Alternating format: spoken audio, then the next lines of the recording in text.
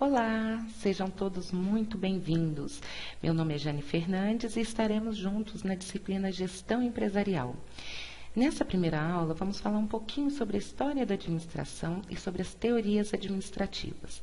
Vocês podem acompanhar a matéria pela apostila 1, Introdução à Administração, que foi disponibilizada no ambiente virtual.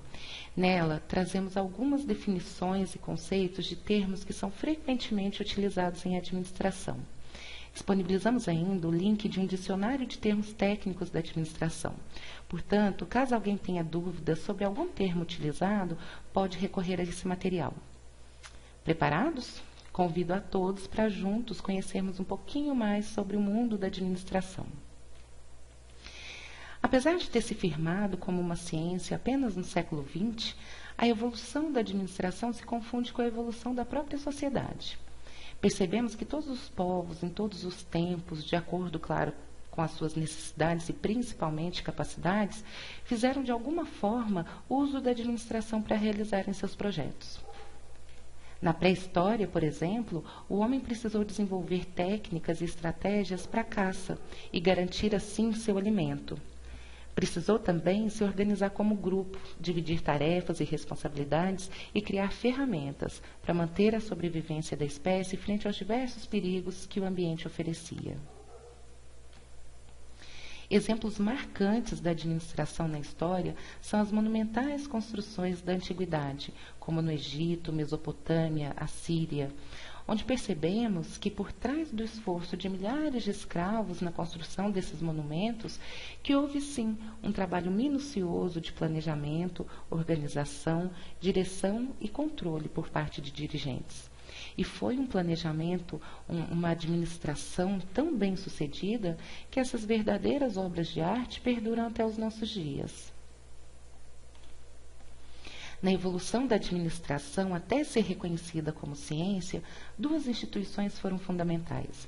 A primeira é a Igreja Católica, que apesar de ser uma instituição gigantesca, com membros e seguidores em todo o mundo, ela possui uma estrutura simples, baseada principalmente na hierarquia e na disciplina, onde as atividades são descentralizadas, ou seja, cada igreja realiza suas atividades, mas o poder, a decisão, é totalmente centralizada nas mãos do Papa. Apesar dessa estrutura simples, fundamentada em apenas 2 princípios, ela é extremamente eficiente, tanto que é uma instituição com mais de 2000 anos. A segunda grande influência veio das organizações militares, de onde surgiram vários princípios administrativos. Por exemplo, a hierarquia, baseada no grau de autoridade e responsabilidade. Unidade de ordem, que é um lugar para cada coisa e cada coisa em seu lugar. Muito utilizado na administração japonesa e um dos pilares do Programa de Controle de Qualidade 5S, que veremos mais para frente quando entrarmos na administração de produção e qualidade.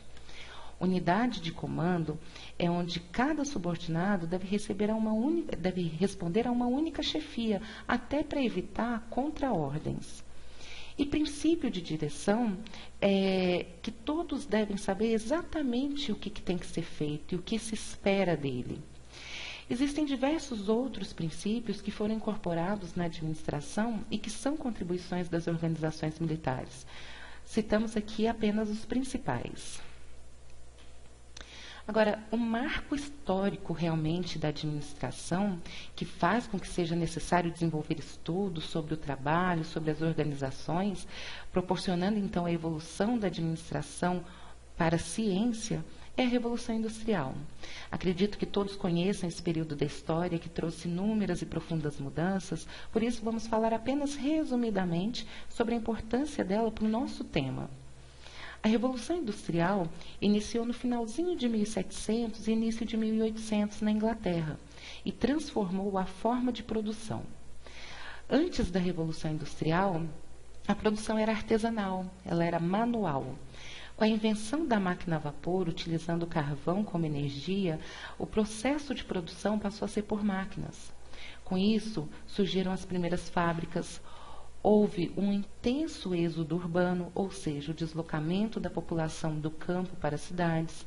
As pessoas começaram a deixar de produzir por conta própria e passaram a ser empregadas como mão de obra nas empresas, surgindo assim também as relações de trabalho.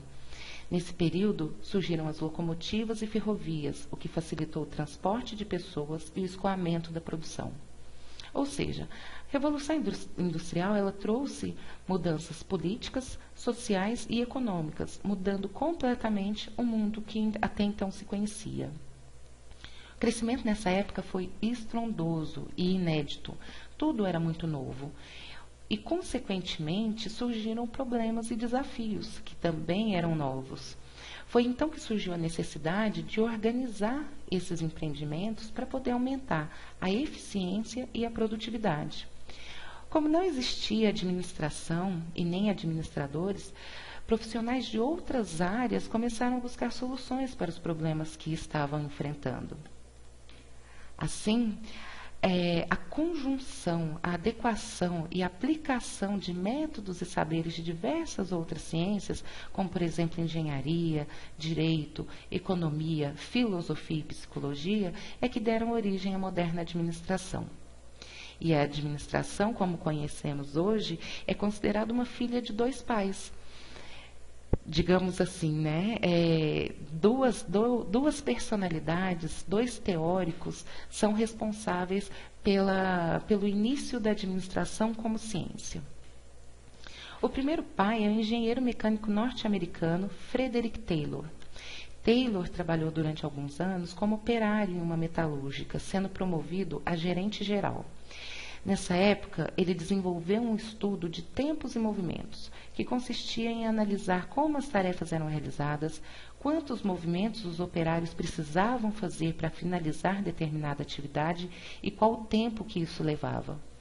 Com essa análise, ele começou a estudar formas de diminuir o número de movimentos para poder reduzir o tempo de execução e, com isso, reduzir a ociosidade operária e aumentar a produtividade.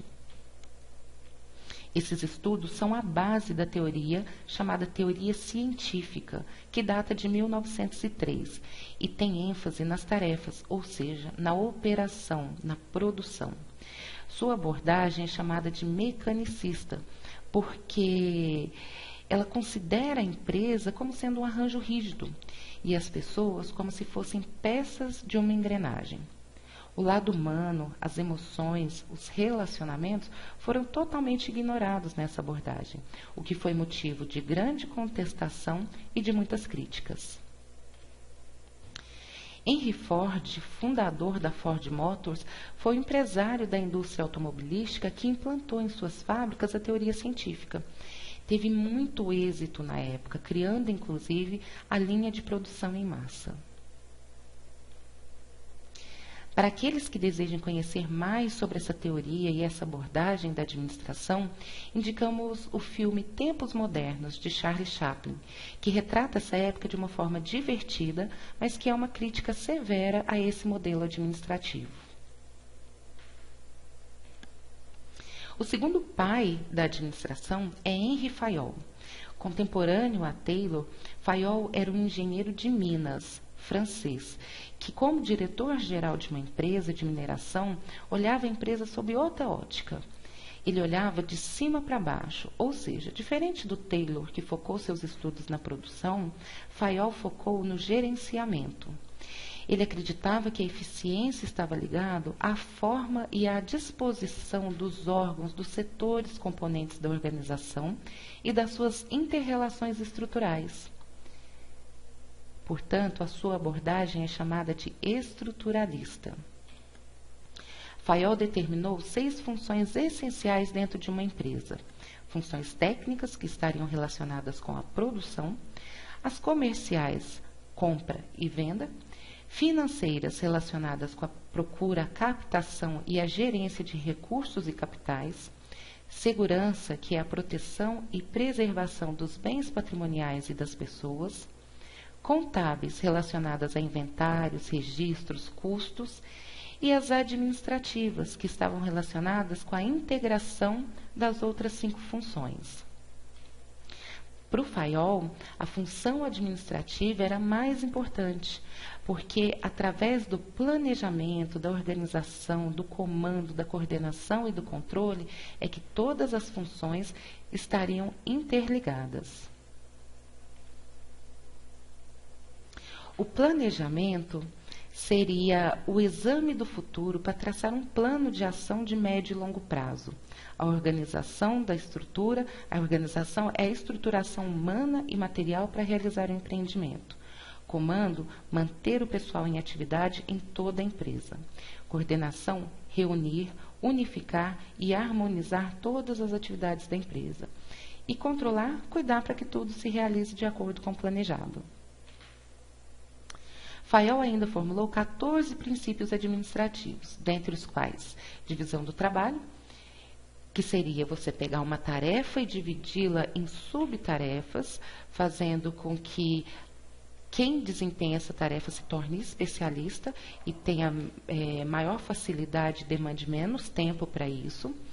Unidade de ordem, que é aquilo que a gente viu que veio das organizações militares, um lugar para cada coisa em seu lugar. Unidade de comando, também das organizações militares, funcionário receber ordens de apenas uma chefia, evitando que um chefe dê uma ordem e outro chefe dê uma ordem contrária ou contraditória. E centralização, ordens e decisão centralizadas em uma ou poucas pessoas. Não vamos falar de todos os 14 princípios, citamos apenas alguns dentre eles. Nesses pouco mais de 100 anos de história da administração como ciência, surgiram inúmeras teorias que buscavam, dentro do seu enfoque e da sua realidade, propor alternativas para os problemas empresariais da sua época. Podemos agrupar as diversas teorias existentes conforme seu enfoque, que consiste em 6 variáveis: tarefa, estrutura, tecnologia, competitividade, pessoas e ambiente. A teoria que foca nas tarefas é a teoria científica do Taylor, aquela que estuda o nível operacional, as tarefas, a produção. As teorias que têm ênfase na estrutura são teorias que se preocupam com a organização formal e estrutural departamental das organizações, ou seja, se preocupa com os órgãos ou setores que existem em uma empresa e na integração desses setores. As teorias que têm ênfase nas pessoas são teorias que mudaram a ótica e começaram a perceber e valorizar as pessoas que compunham as organizações. Foram dessas teorias que vieram a preocupação com motivação, liderança e tantas outras contribuições ligadas principalmente à área de gestão de pessoas.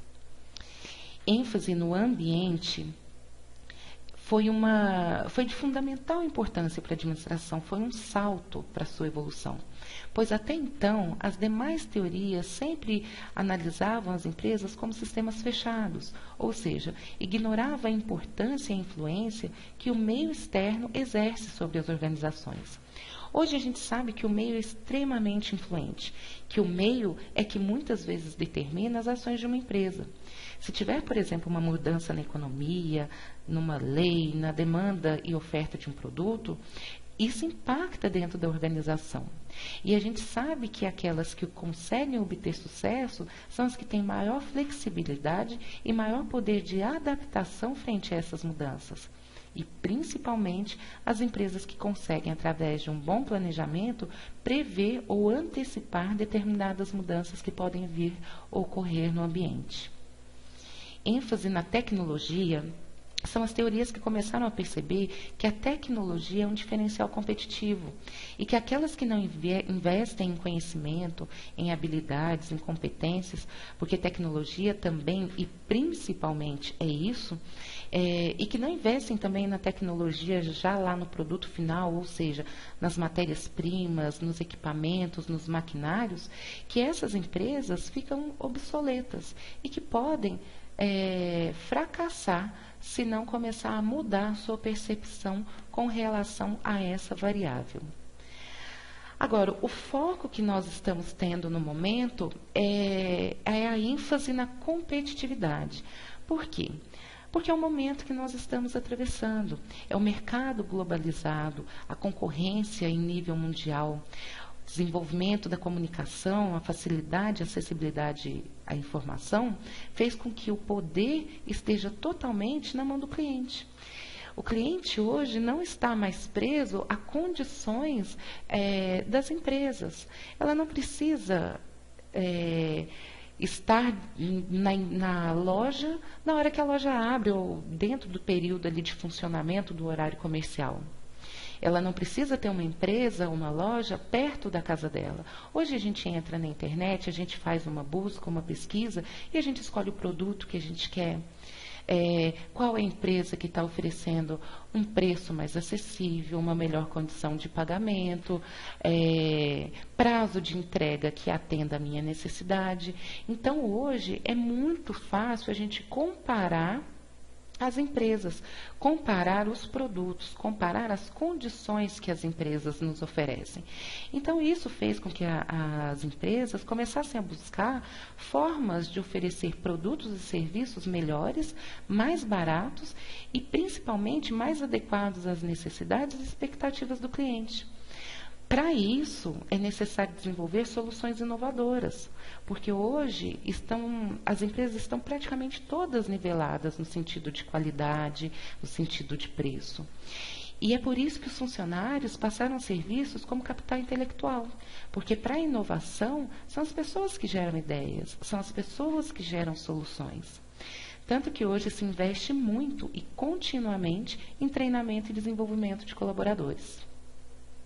Nós aqui fizemos um breve histórico sobre as teorias, porque não é o nosso foco aprofundar em cada uma delas, até porque são muitas. Mas para aqueles que tenham curiosidade e interesse, nós disponibilizamos um material complementar que traz um estudo, um resumo esquematizado das diversas teorias existentes. Peço a vocês que assistam o vídeo História da Administração.